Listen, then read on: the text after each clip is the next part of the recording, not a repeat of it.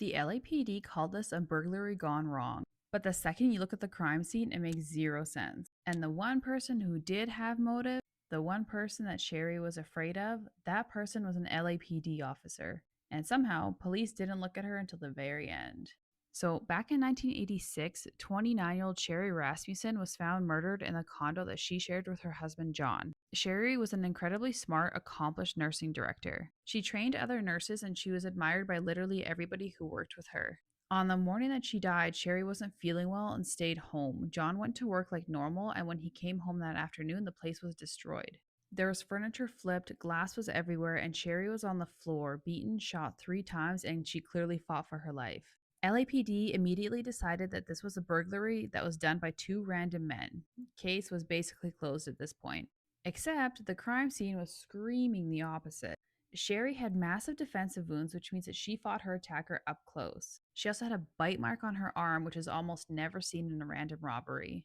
There were also items that were stolen, but they were actually just placed by the door like somebody staged it. The glass from the sliding door was found on top of Sherri's body, meaning that the window was broken after she was already down, and nothing valuable like expensive jewelry that she had in the home was taken. Sherri's dad was begging police to look at one specific person.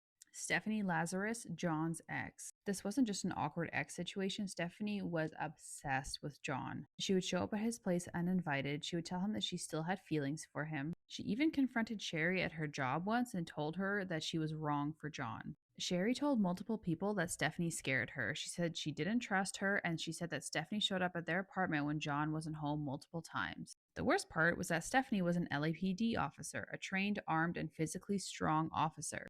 But the detectives that were handling Sherri's case just didn't really follow up. It's like they couldn't imagine one of their own being violent. So the case sat for 23 years, until 2009 when cold case detectives finally picked this up.